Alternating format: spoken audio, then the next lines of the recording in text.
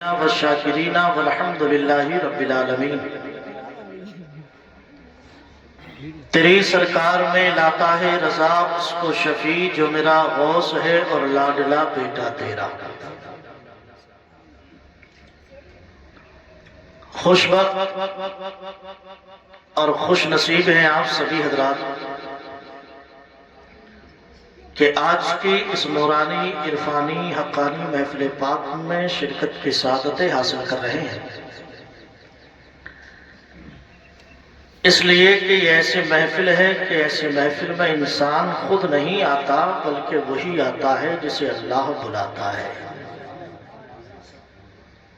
ورنہ تو آپ دیکھیں کوٹیا ایک بہت بڑی بستی ہے، کچھ بچے یہاں پر بیٹھے ہیں، ان کی جگہ جوان آ سکتے تھے، جوان کی جگہ بزرگ آ سکتے تھے،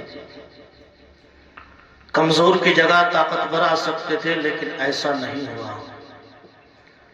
تو اس کے سوا کچھ نہیں کہا جا سکتا کہ یہ محفل ہے ہی اتنی عظمتوں والی، یہاں انسان خود کبھی چل کر نہیں آتا، جسے نبی بلائیں گے وہی آئے گا۔ اور یہ بھی آپ جانتے ہیں کہ جب بلایا جاتا ہے تو پھر کچھ نہ کچھ بلانے کے بعد دیا بھی جاتا ہے۔ دنیا دار بلائے تو دنیا دار کچھ نہ کچھ دیتا ہے، اور ہمیں تو مدینے کے تاجدار نے بلایا ہے، ہمیں اللہ کے حبیب نے بلایا ہے۔ اب وہ کیا دیں گے، کتنا دیں گے، تو یہ بات اگر آپ اپنے امام کی زبان میں سمجھیں تو میرے امام کہتے ہیں، میرے کریم سے گر قطرہ کسی نے مانگا، دریا بہا دیے ہیں، دربے بہا دیے ہیں۔ اور کہتے تو سب ہیں، لیکن حقیقت یہ ہے کون دیتا ہے، دینے کو منہ چاہیے، دینے والا ہے سچا ہمارا نبی۔ سبحان اللہ۔ انشاءاللہ اللہ آپ کی اس محفل کو قبول فرمائے اور علماء کرام کے آنے کو قبول فرمائے۔ بہت کم وقت میں آپ کی خدمت کروں گا، اور انشاءاللہ پھر آپ وہ حسین پربہار منظر بھی اپنی نگاہوں سے دیکھیں گے جس کے لیے اس محفل کو سجایا گیا۔ اللہ تعالیٰ ان کے دستار کو ان کے لیے، ان کے والدین کے لیے، ان کے بھائیوں کے لیے، بہنوں کے لیے اور تمام بستی والوں کے لیے خوب مبارک و مسعود فرمائے۔ جتنی خوشی کا اظہار کیا جائے، جتنی مبارکباد دی جائے اتنا کم ہے، اس لیے کہ انسان ڈاکٹر بنتا ہے تو مبارکباد دیتے ہیں، وکیل بنتا ہے تو مبارکباد دیتے ہیں، کسی بھی نوکری سے جب انسان جڑتا ہے تو بڑی مبارکباد دیتے ہیں، لیکن وہ مبارکباد کچھ دنوں تک رہتی ہے۔ لیکن ان کی ایسی نوکری لگی کہ نبی نے فرمایا العلماء ورثۃ الانبیاء، یہی علماء میرے نائب بن کر کے آئے ہیں۔ سبحان اللہ سبحان۔ آئیے میں اپنی تقریر شروع کروں اس سے پہلے جی لگا کر نبی اور آل نبی کی بارگاہ میں بآواز بلند درود شریف پڑھیں۔ اللہم صلی علی صلاۃ و سلام علیک یا رسول اللہ صلی اللہ تعالی علیہ وسلم۔ شاعر لکھتا ہے، ہر ذرہ کمالات پیمبر بول دیتا ہے، رسول اللہ سچے ہیں یہ پتھر بول دیتا ہے۔ ہر ذرہ کمالات پیمبر بول دیتا ہے، رسول اللہ سچے ہیں یہ پتھر بول دیتا ہے۔ اور کبھی بھی نعت پڑھ کر دیکھئے شہر مدینہ میں، سبحان اللہ مدینے کا کبوتر بول دیتا ہے۔ سبحان اللہ مدینے کا کبوتر بول دیتا ہے۔ اور تعلق کس سے ہے، کس کا عقیدہ بول دیتا ہے کس کے نام کا سجدہ مصلی بول دیتا ہے۔ اور انا ساغر سمٹ آیا بھلا کیسے پیالے میں، اتنا بڑا سمندر، اتنا پانی، چھوٹا سا پیالہ، وہ سب کچھ کیسے اس پیالے میں سمٹ کر کے آیا۔ لیکن عشق کہتا ہے کہ چھوٹے موٹے پیالے ہمارے گھروں کے ہوتے ہیں، غریب نواز کے گھر کا پیالہ بھی چھوٹا نہیں ہوتا ہے۔ تعلق کس سے، کس کا عقیدہ بول دیتا ہے کس کے نام کا سجدہ مصلی بول دیتا ہے۔ انا ساغر سمٹ آیا بھلا کیسے پیالے میں، یہ بس اجمیر والے کا کاسا بول دیتا ہے۔ سبحان اللہ۔ یہ بس اجمیر والے کا، ارے بولو، یہ بس اجمیر والے کا کاسا بول دیتا ہے۔ اللہ رب العزت کلام مقدس میں ارشاد فرماتا ہے واللہ اخرجکم من بطون امہاتکم لا تعلمون شیئا،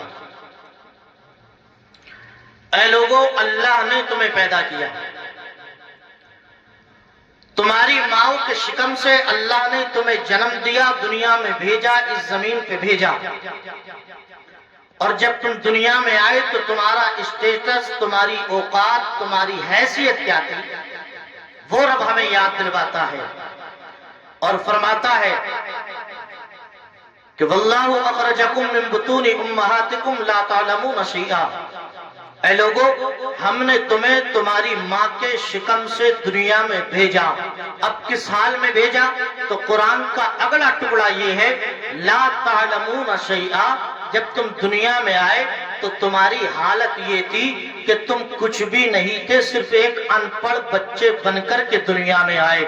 لا تعلمون شیئا، تم کچھ نہیں جانتے تھے، صرف جاہل بن کر کے تم اس زمین پر آئے، تم کسی چیز کا علم نہیں رکھتے تھے، ان پڑھ دنیا میں آئے، جاہل دنیا میں آئے، بغیر پڑھے لکھے اس دنیا پر تم نے قدم رکھا۔ اب اللہ رب العزت نے انسان کو جاہل بنا کر کے پیدا کیا، ان پڑھ بنا کر کے پیدا کیا، بغیر پڑھا لکھا انسان کو پیدا کیا۔ اب انسان زمین پر آتا ہے، انسان زمین پر آنکھیں کھولتا ہے، انسان زمین پہ آ کر کے قدم رکھتا ہے۔ اب انسان علم کیسے حاصل کرے گا؟ اللہ نے جاہل بنایا ہے۔ انسان تعلیم کیسے حاصل کرے گا؟ اللہ نے جاہل بنایا ہے۔ انسان کیسے ایجوکیشن حاصل کرے گا؟ اللہ نے جاہل بنایا ہے۔ لیکن رب فرماتا ہے وَجَعَلَ لَكُمُ السَّمْعَ، ہم نے تمہیں جاہل بنایا تو کیا ہوا؟ ہم نے تمہیں ان پڑھ بنایا تو کیا ہوا؟ ہم نے تمہیں بغیر پڑھا لکھا دنیا میں بھیجا تو کیا ہوا؟ ہم نے تمہیں سننے کی طاقت دی ہے، تمہیں سن کر کے علم حاصل کرنا ہے۔ ہم نے تمہیں قوت بصارت دی ہے، تمہیں دیکھ کر کے علم حاصل کرنا ہے۔ وَالْأَفْئِدَةَ، ہم نے تمہیں دماغ دیا ہے، ہم نے تمہیں دل دیا ہے، تمہیں دل سے فیصلہ کرنا ہے کیا صحیح ہے کیا غلط ہے، تمہیں دل سے علم حاصل کرنا ہے، تمہیں دل سے ایجوکیشن حاصل کرنی ہے، تمہیں دل سے تعلیم حاصل کرنی ہے۔ اب انسان زمین پہ آیا، جب آیا تھا تو جاہل تھا، لیکن اللہ نے علم حاصل کرنے کے لیے ہمیں آنکھیں دی ہے، دیکھ کر کے علم حاصل کرنا ہے۔ اللہ نے ہمیں کان دیے ہیں، ہمیں سن کر کے تعلیم حاصل کرنی ہے۔ اللہ نے ہمیں دل دیا ہے، ہمیں دل سے فیصلہ کرنا ہے۔ اللہ نے ہمیں دماغ دیا ہے، ہمیں دماغ سے تعلیم حاصل کرنی ہے۔ اب انسان نے زمین پہ قدم رکھا ہے، اب اس نے پڑھنا شروع کر دیا، تعلیم حاصل کرنا شروع کر دیا، تو ہمیں دنیا بتاتی ہے انسان جب پڑھنے چلا اور جب اسکول اور مدرسے کی طرف چلا تو اتنا پڑھ گیا، اتنا پڑھ گیا، اتنا پڑھ گیا، اتنا پڑھ گیا کہ اگر اسی انسان کے ہاتھ میں اپنا ہاتھ دے دو تو یہی انسان تمہارے ہاتھ کو پکڑتا ہے اور تمہاری نس پکڑ کر کے بتاتا ہے اے مریض تیرے اندر یہ کمی ہے، تجھے بخار ہے، تیرے پیٹ میں درد ہے، تیرے اندر یہ بیماری ہے، تیرے اندر یہ مرض ہے۔ یعنی جو انسان جاہل بن کے پیدا ہوا وہ ہماری نس پکڑ کے بتاتا ہے کہ تمہارے اندر یہ کمی ہے۔ بات یہی پہ ختم نہیں ہوتی، انسان اتنی ترقی کر گیا کہ زمین پہ ایک مشین رکھتا ہے تو بتاتا ہے کہ زمین کے اتنے اندر اچھا پانی ملے گا، زمین کے اتنے فٹ نیچے کھارا پانی ملے گا، زمین کے اتنے نیچے میٹھا پانی ملے گا۔ یہ وہ انسان ترقی کر رہا ہے جس کو اللہ نے جاہل بنا کر کے پیدا کیا،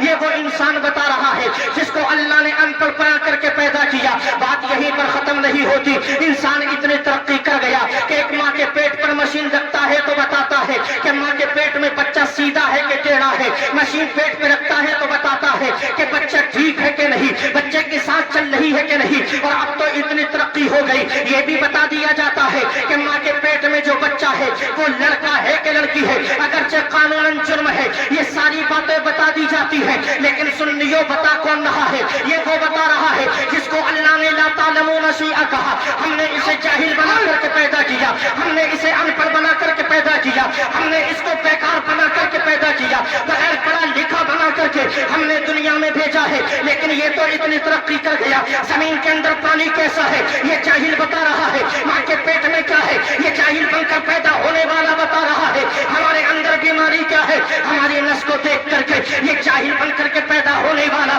انسان ہمیں بتا رہا ہے۔ اب عقل سے فیصلہ کرو، اپنے دماغ سے فیصلہ کرو، اپنی سوچ سے فیصلہ کرو کہ جو جاہل بن کر کے پیدا ہوا اس کا علم اتنا ہے، جو ان پڑھ بن کے پیدا ہوا اس کا علم اتنا ہے، جو بغیر پڑھا لکھا پیدا ہوا اس کا علم اتنا ہے۔ ارے سوچو، جب جاہل بن کر پیدا ہونے والے کا علم اتنا ہے تو اللہ نے میرے نبی کو تو پڑھا کر کے بھیجا ہے، اللہ نے میرے نبی کو تو افضل الانبیاء بنا کر بھیجا، سید الانبیاء بنا کر بھیجا، افضل البشر بنا کر کے بھیجا۔ جب جاہل کا اتنا علم ہے تو میرے نبی کے علم کی گہرائی کا اندازہ نہیں لگ سکتا۔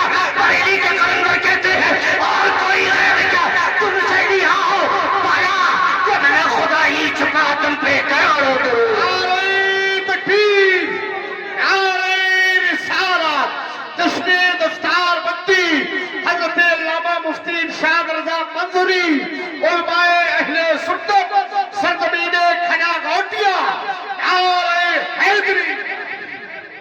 بس سے بولو سبحان اللہ، زور سے بولو یا ختم؟ توجہ ختم ہو گئی کیا؟ اچھا توجہ کا مطلب سمجھتے ہیں آپ؟ آپ اٹھا کے کہو سبحان اللہ۔ کسی جلسے میں تکبیر سننا ہے تو دل سے بولیے سبحان اللہ۔ مفتی تنظیم اشرف صاحب کسی جلسے میں حضرت نے کہا توجہ حاضر ہے، تو وہاں کوئی ساجد بھائی نام کے بیٹھے تھے، انہوں نے اٹھ کر کے 50 روپے دے دیے۔ پھر کہا توجہ حاضر ہے، پھر انہوں نے 10-20 روپے دے دیے۔ بات چلتی رہی اور گٹی ختم ہو گئی۔ حضرت نے پھر کہا توجہ حاضر ہے، بندے لڑکا بولا حضرت توجہ تو ختم ہو چکی ہے، لیکن آج انشاءاللہ توجہ کی پوری رات چلنے والی ہے، اس لیے کہ توجہ نوٹوں کی کم، ہمیں محبت کی زیادہ چاہیے۔ محبت سے بولو سبحان اللہ۔ یہ باتیں کس نے بتائیں؟ جو جاہل بن کر کے پیدا ہوا، ان پڑھ، اتنی ترقی کر گیا کہ سب کچھ بتا رہا ہے۔ اور اب چونکہ ترقی کا دور ہے، اب یہ زمانہ ماڈرن کہلاتا ہے، اتنا ترقی کر گیا کہ اب تو بیماریوں کے نام بھی بدل گئے، نئی نئی بیماریاں جنم لینے لگی۔ اب چونکہ رات کے 12 بج چکے ہیں، اس لیے میں آپ کو تمہید میں نہیں لے جا سکتا۔ انسان جاہل ہوا اور اس کے بعد کتنا پڑھ لکھ گیا۔ اب دیکھیے ترقی ہو گئی۔ پہلے جب پیٹ میں درد ہوتا تھا تو کہتے تھے گیس کا درد ہے، گیس بن گئی ہے، لیکن اب ایک اور بیماری آ گئی۔ جب پیٹ میں درد ہوتا ہے تو کہتے ہیں یہ گیس کا نہیں، پتھری کا درد ہے، تمہارے پیٹ میں پتھری ہے، یہ پتھری کا درد ہے۔ اب پتہ کیسے چلے گا کہ پیٹ میں پتھری ہے؟ تو جائیے ڈاکٹر کے پاس، جائیے طبیب کے پاس، تو ڈاکٹر مشین لگتا ہے، ڈاکٹر طبیب ہمارے پیٹ پر مشین لگتا ہے اور مشین لگ کر کے بتاتا ہے تمہارے پیٹ میں پتھری ہے۔ اب پوچھو پتھری ہے کتنی اور کتنی بڑی ہے کتنی چھوٹی ہے؟ تو وہی ڈاکٹر نہ پیٹ کو چیرتا ہے نہ پیٹ کو پھاڑتا ہے، بلکہ مشین لگ کر کے بتا دیتا ہے تمہارے پیٹ میں 2 پتھری ہے، تمہارے پیٹ میں 5 پتھری ہے، تمہارے پیٹ میں 10 پتھری ہے، اور ایک پتھری 5 mm کی، ایک پتھری 10 mm کی، ایک پتھری 15 mm کی، ایک پتھری 20 mm کی۔ ذرا بتاؤ یہ پیٹ کے اندر کی باتیں بتا کون رہا ہے؟ یہ وہ بتا رہا ہے جو جاہل بن کے دنیا میں آیا، جو ان پڑھ بن کے دنیا میں آیا، جو بغیر پڑھا لکھا دنیا میں آیا۔ اب یہ تو بغیر پڑھے لکھے کی بات ہو گئی، جو ہمارے پیٹ کے اندر کی باتیں بتا رہا ہے کہ پیٹ میں پتھر کا ٹکڑا ہے، پیٹ میں پتھری ہے۔ لیکن آؤ اس سے پوچھتے ہیں جس کو اللہ نے پڑھا کر کے بھیجا، جس کو اللہ نے اپنا حبیب بنا کر کے بھیجا، ہم ان کے علم کو دیکھتے ہیں۔ آؤ دیکھو مکہ کی زمین ہے، عرب کی دھرتی ہے اور جانی دشمن ہے، ابو جہل ہے، مٹھی بند ہے اور مٹھی کے اندر کچھ پتھر کے ٹکڑے ہیں۔ نبی کی بارگاہ میں آتا ہے اور کہتا ہے اے محمد بن عبداللہ، اگر نبی ہو تو بتا دو میری اس مٹھی کے اندر کیا ہے، میری اس مٹھی کے اندر چھپا کیا ہے؟ اللہ اکبر اتنا کہا تو میرے آقا ارشاد فرماتے ہیں اے ابو جہل یہ بتا، میں بتاؤں تیری مٹھی کے اندر کیا ہے؟ یہ جو ہے وہ خود ہی بتا دے میں کیا ہوں۔ اللہ اکبر، جو جاہل بن کے آیا اس کا علم آپ نے دیکھ لیا، اب نبی کا علم دیکھو۔ میرے آقا فرماتے ہیں میں نہیں بتاتا تیری مٹھی کے اندر کیا ہے، بلکہ مٹھی کے اندر جو ہے وہ خود بول کر کے بتا دے کہ وہ کون ہے۔ تو تاریخ کے چیپٹر پر یہ بات لکھی ہوئی ہے کہ دشمن کی مٹھی کے اندر سے پتھر کا ٹکڑا یہ چیخ چیخ کر کے کہہ رہا تھا لا الہ الا اللہ محمد رسول اللہ۔ نعرہ تکبیر، نعرہ رسالت، مفتی ارشاد رضا منظری صاحب قبلہ، جشن دستار بندی مولانا قاسم رضوی صاحب قبلہ، नारे तकबीर। अरे मोहब्बत से बोलो सुभान अल्लाह, और जोर से बोले या रसूल अल्लाह। अच्छा इनाम वापस को नहीं लेते ही हम, तो बोलो किसी जलसे में इतना इनाम दिया तारिक भाई कि हजरत खुश हो गए कि आज तो माला माल हो गए, और जब गांव से बाहर निकले तो जंगल में घेर लिया कि हजरत लाओ कहाँ है। तो हजरत ने कहा भाई ये क्या बात दिए क्यों थी, अगर लेना ही था तो। कहा हजरत वो हमारी मेहमान नवाजी थी और ये हमारा काम है, समझ रहे हैं आप। लेकिन अल्लाह ने चाहा तो गोटिया के लोग ऐसा नहीं करने वाले हैं। माशाअल्लाह, अल्लाह आपको सलामत रखे। कभी देखिए रुलाना भी पड़ता है, वक्त आने पर हंसाना भी पड़ता है, ताकि आप बात बागौर समाप्त कर लें। अब मोहब्बत से कह दे एक बार और सुभान अल्लाह, और जोर से कह दे या रसूल अल्लाह। इतना तरक्की कर गया इंसान जिसको अल्लाह ने अनपढ़ बना करके भेजा, लेकिन ये सारा इल्म जो आज के दौर में है, अगर इसको जमा किया जाए ना, तो जहां पर ये सारी बातें खत्म होती हैं वहां से मेरे नबी के इल्म की इब्तिदा होती है। उनकी तो बात अलग है, उनका तो इल्म ऐसा है कि अल्लाह अकबर। जब नबी के बारगाह में और आपने ऐलान नबूवत किया तो इसी अबू जहल ने, जिसके मुट्ठी के अंदर से पत्थर के टुकड़े बोल रहे थे, सरकार का इम्तिहान लेने के लिए मुल्क शाम से एक जादूगर को बुलाया, मुस्तफा की बारगाह में हाजिर हुआ, और सरकार ने हजरत अबू बकर को साथ में लिया और आ गए। और जब जादूगर बड़ा, वक्त का सबसे बड़ा जादूगर वो माना जाता था, और सरकार का इम्तिहान लेने के लिए आया, मेरे आका हजरत अबू बकर सिद्दीक के साथ आए, और जैसे ही सरकार के जुल्फे मुअम्बरी को देखा, मेरे आका की जुल्फों का कैदी बन गया। मेरे आका अंदर तशरीफ लाए, हजरत अबू बकर साथ में थे। जादूगर जैसे ही सरकार को देखता, अल्लाह अकबर अंदाज बदल गया। मेरे आका इरशाद फरमाते, बताओ हबीब अमरी कैसे आना हुआ, क्या बात है, किस काम से आए हो। तो आने वाला जादूगर कहने लगा, ऐ मोहम्मद बिन अब्दुल्ला, मैं खुद नहीं आया, मुझे इस अबू जहल ने बुलाया है आपका इम्तिहान लेने के लिए। मेरे आका फरमाते, बताओ क्या इम्तिहान लेता हो, बताओ क्या सवाल करना है। मेरे आका फरमाते, जो चाहो पूछ लो। ये आने वाला जादूगर कहता है, ऐ मोहम्मद बिन अब्दुल्ला, आप जानते हो कि जो अल्लाह का नबी होता है, जो अल्लाह का पैगंबर होता है, जो अल्लाह का रसूल होता है, अल्लाह उसे कोई ना कोई मौजज़ा देकर के भेजता है। अल्लाह अकबर, अगर आप भी सच्चे नबी हैं तो कोई मौजज़ा दिखाइए, कोई हैरत अंगेज वाक़या दिखाइए। मेरे आका फरमाते हैं, माज़ा तुरीद, ओ हबीब अमरी तू बता, तू देखना क्या चाहता है। ये मत कह कि अल्लाह ने नबियों को मौजज़ा दिया है, वो हजरत आदम थे जिनको अल्लाह ने मौजज़ा दिया, वो हजरत शीश थे जिन्हें अल्लाह ने मौजज़ा दिया, वो हजरत लूत थे जिन्हें अल्लाह ने मौजज़ा दिया, वो हजरत याकूब थे जिन्हें अल्लाह ने मौजज़ा दिया, वो हजरत हूद थे जिन्हें अल्लाह ने मौजज़ा दिया। लेकिन तेरे पैगंबर को, अपने हबीब को एक दो मौजज़ा देकर पैदा नहीं फरमाया, बल्कि सर से पैर तक अल्लाह ने तेरे नबी को मौजज़ा बना करके भेजा है। सर से पैर तक मौजज़ा बना करके भेजा। तू बता, तू देखना क्या चाहता है। माज़ा तुरीद, तू बता। तो कहने लगा, अगर ऐसी बात है तो आसमान की तरफ देखिए। मेरे आका ने आसमान की तरफ देखा, और सरकार का आसमान की तरफ देखना भी कभी कभी ऐसा होता है कि रब फरमाता, हबीब तेरे आसमान को देखना भी हमें इतना पसंद है, तू जो बार बार देखता है ना, हमें बहुत अच्छा लगता है। सरकार का देखना भी निराला था। आपने आसमान की तरफ देखा, मेरे आका फरमाते, बताओ मैंने देख लिया, कहना क्या चाहते हो।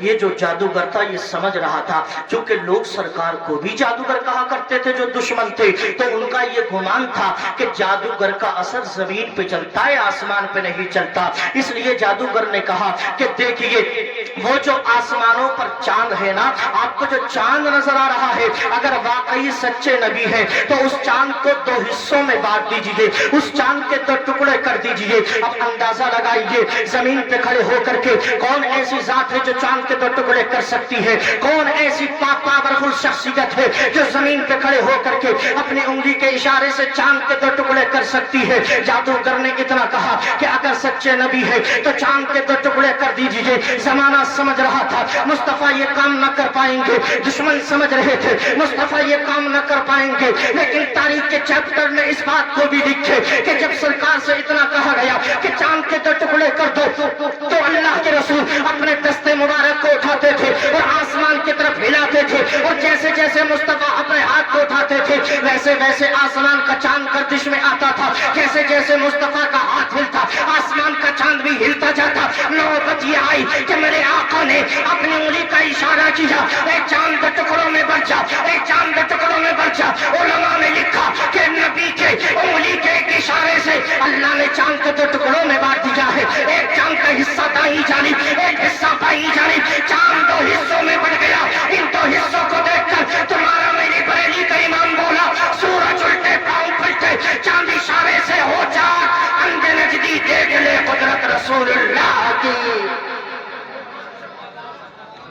اندھے نجدی دیکھ لے قدرت رسول اللہ کی۔ یہ بتاؤ کہ مجمع میں کسی کو ناراض نہیں ہے؟ بولو بتائیے۔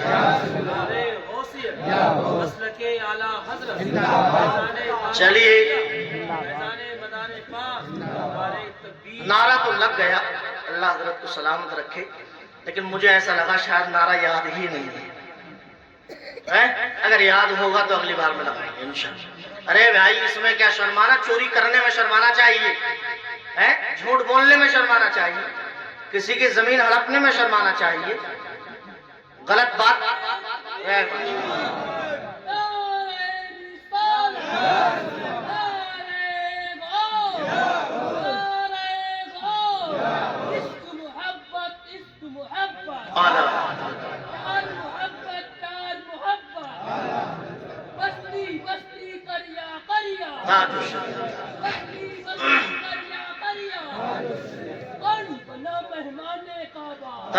ارے زور سے بولو۔ ماشاءاللہ، اللہ آپ کو سلامت رکھے اور اللہ تعالیٰ آپ کو اسی سال کروڑ پتی بنا دے۔ سمجھ رہے؟ ایک نے آمین نہیں کہا، اسے لگ رہا کہ آخری پہر ہے کہیں دعا قبول نہ ہو جائے۔ سمجھ رہے؟ محبت سے کہتے ہیں سبحان اللہ۔ انگلی کا اشارہ کیا تو چاند کے، زور سے بولو، چاند کے 2 ٹکڑے کر دیے۔ آج ان کے بیٹے عالم بنے ہیں۔ باپ کو بیٹے سے بھی محبت ہوتی ہے، بیٹے سے بھی محبت ہوتی ہے۔ آپ میرے والد کی عمر کے کچھ حضرات یہاں پہ بیٹھے ہیں، لیکن کہیں نہ کہیں یہ تجربہ بھی ہے اور یہ احساس بھی ہے کہ بیٹے سے بھی محبت ہوتی ہے، بیٹی سے بھی محبت ہوتی ہے، لیکن کہیں نہ کہیں باپ کے دل کے جو قریب وہ بیٹی زیادہ ہوتی ہے، بیٹی زیادہ ہوتی ہے۔ اور اس کی وجہ ایک یہ بھی ہے کہ اللہ نہ کرے کسی کی اولاد ایسی ہو کہ بڑھاپے میں باپ کا ہاتھ چھوڑ دیتی ہے بعض اولاد، لیکن بیٹی ہی کا وہ کلیجہ ہے، وہ کہیں بھی رہے جب تک زندہ رہے گی باپ کا ہاتھ پکڑ کر کے چلتی رہے گی، یہ بیٹی کا کلیجہ ہے۔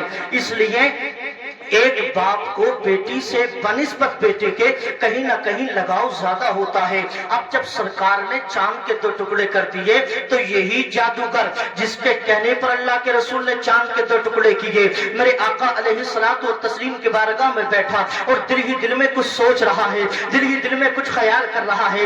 اللہ اکبر، اندازہ لگائیں، آپ کی بیٹی کو بخار آ جائے، آپ کو نیند نہیں آ سکتی، آپ کی بیٹی کے پیر میں اگر کانٹا بھی چبھ جائے تو آپ رات بھر کروٹیں بدلتے رہیں گے، آپ بے چین و بے قرار ہوتے رہیں گے، اس لیے کہ بیٹی سے پیار جو اتنا ہے، بیٹی سے محبت جو اتنی ہے، بیٹی سے الفت جو اتنی ہے۔ جب میرے آقا نے چاند کے 2 ٹکڑے کیے تو اس جادوگر کی ایک حسین و جمیل بیٹی تھی، ایک خوبصورت بیٹی تھی، لیکن مرضی مولا یہ تھی کہ وہ جوان حسین و جمیل بیٹی اپنی آنکھوں سے دیکھ نہیں پاتی تھی، وہ ہاتھوں سے کام نہیں کر پاتی تھی، وہ پیروں سے چل نہیں پاتی تھی۔ اللہ اکبر، اندازہ لگائے کسی باپ کی بیٹی ایسی ہو تو باپ کی زندگی کی رونقیں اجڑ جاتی ہے، باپ کی زندگی کی خوشیاں ختم ہو جاتی ہے۔ جب میرے آقا نے چاند کے 2 ٹکڑے کیے تو دل ہی دل میں خیال آیا، حبیب امری اپنے دل کی بات آج رکھ دے، زندگی بار بار موقع نہیں دیتی، یہ بار بار موقع نہیں آئے گا، رکھ دے اپنے دل کی بات، اس لیے کہ جو پیغمبر اس زمین پہ بیٹھ کر کے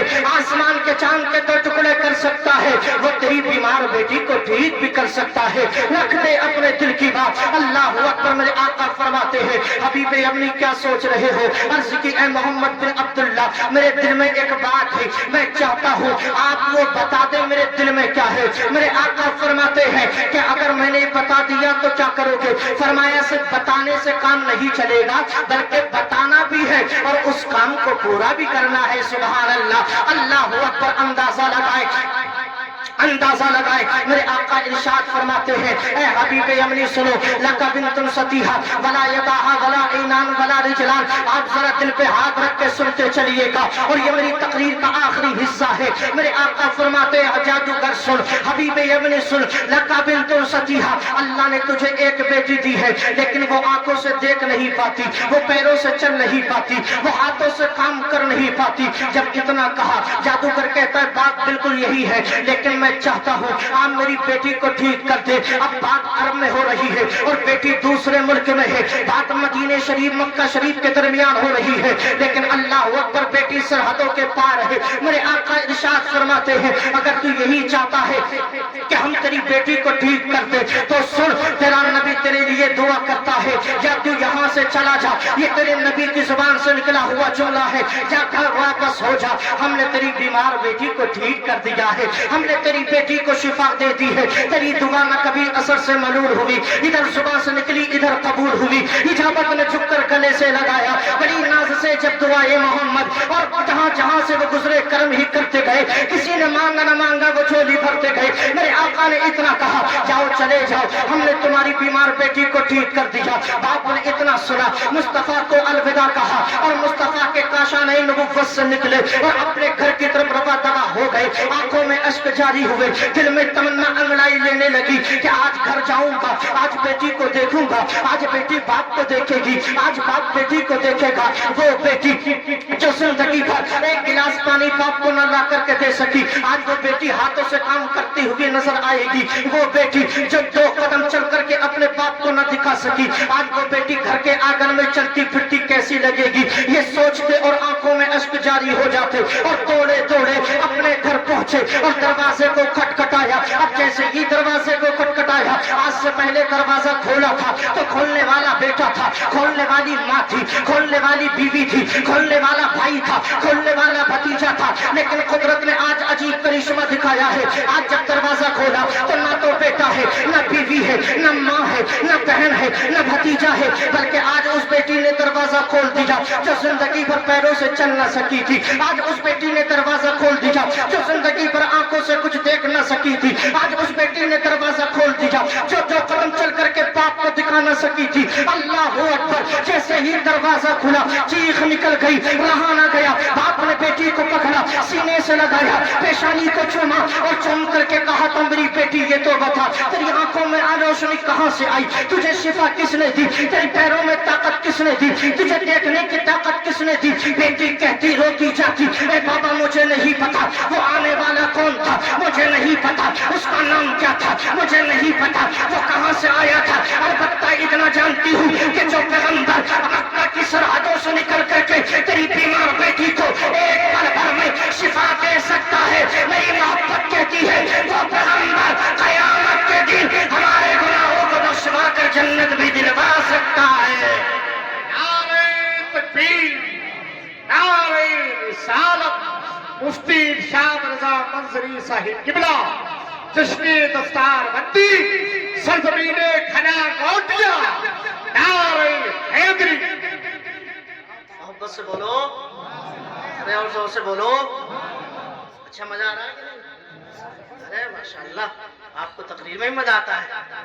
اللہ آپ کو سلامت رکھے۔ بھائی سنی ہی نبی کا ذکر سن کے خوش ہوتا ہے کہ نہیں؟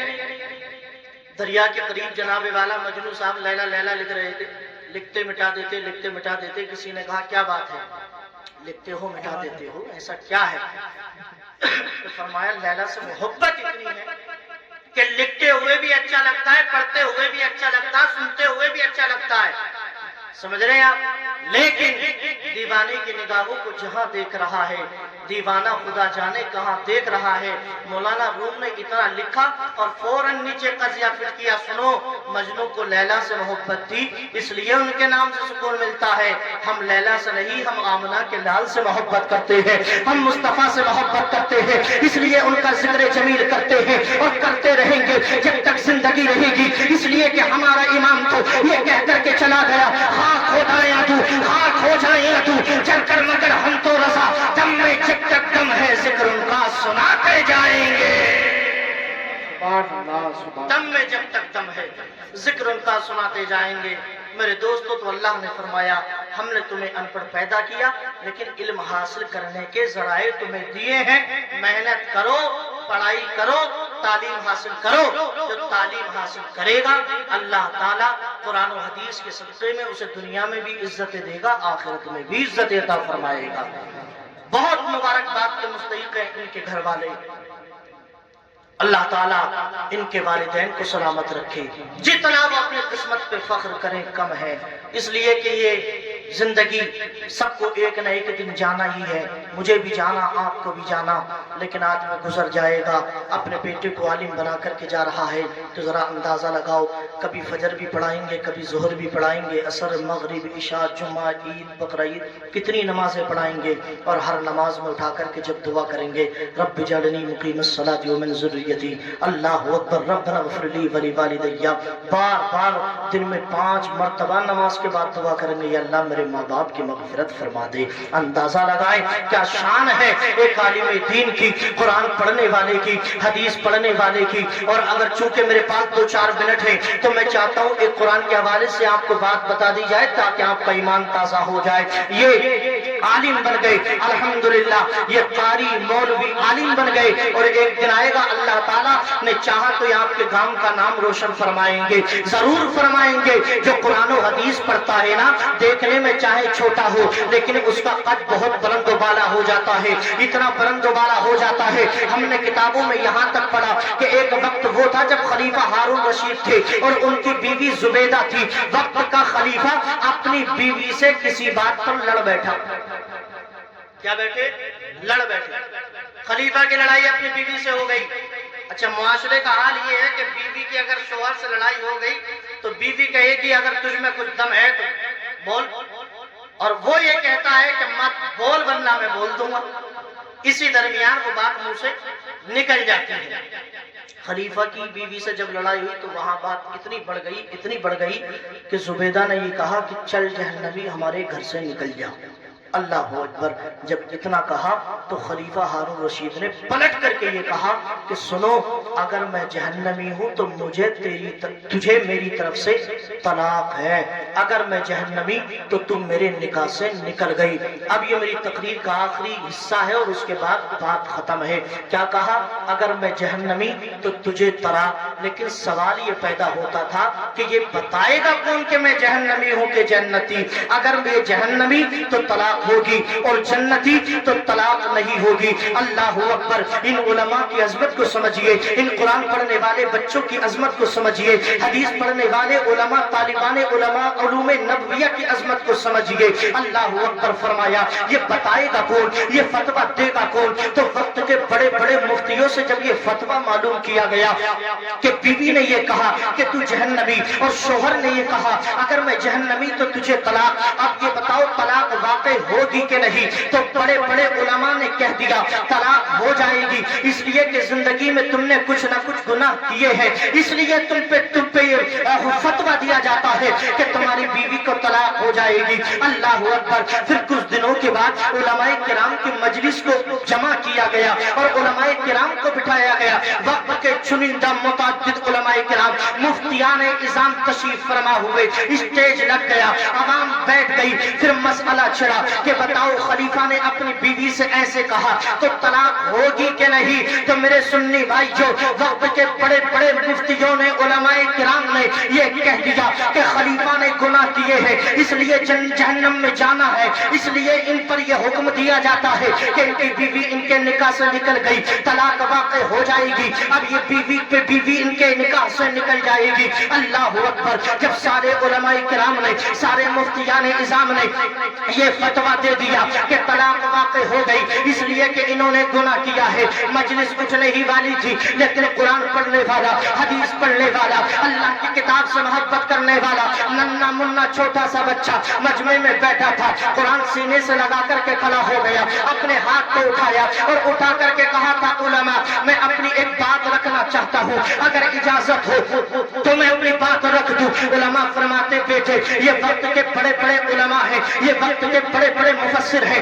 یہ وقت کے بڑے بڑے مصنف و مدرس ہیں، انہوں نے فتویٰ دے دیا ہے، بیٹے ان کے سامنے تیری کیا اوقات ہے، بیٹے تو کیا بولے گا؟ بچے نے کہا اجازت دو، بات اچھی لگے تو قبول کرنا اور بات غیر معقول ہو تو انکار کر دینا۔ کہا ٹھیک ہے، بچے کو اسٹیج پر بلایا گیا، بچہ اسٹیج پر پہنچا، خلیفہ کو بلایا، بچے نے کہا تھا خلیفہ میں تجھ سے کچھ پوچھنا چاہتا ہوں، میرے سوال کا جواب دے دے، اب سنتے جائیے گا، ایمان تازہ ہوگا۔ قرآن سے محبت کرنے والوں، حدیث سے محبت کرنے والوں، علماء سے محبت کرنے والوں، بچے نے خلیفہ کو اسٹیج پہ بلایا اور بلا کر کے کہا تھا خلیفہ یہ بتا زندگی میں کبھی ایسا ہوا ہے کہ تو گناہ کرنے چلا ہو اور تو گناہ کر بھی سکتا تھا، تو گناہ کرنے پہ قادر بھی تھا، لیکن اللہ سے ڈر کے تو نے گناہ چھوڑ دیا، اللہ سے ڈر کے تو نے اس گناہ کا ارادہ ترک کر دیا۔ کبھی زندگی میں ایسا ہوا کہ گناہ کرنے والا تھا لیکن اللہ سے ڈر کے تو نے اس گناہ کو چھوڑ دیا۔ خلیفہ ایک وقت کہنے لگا اے بچے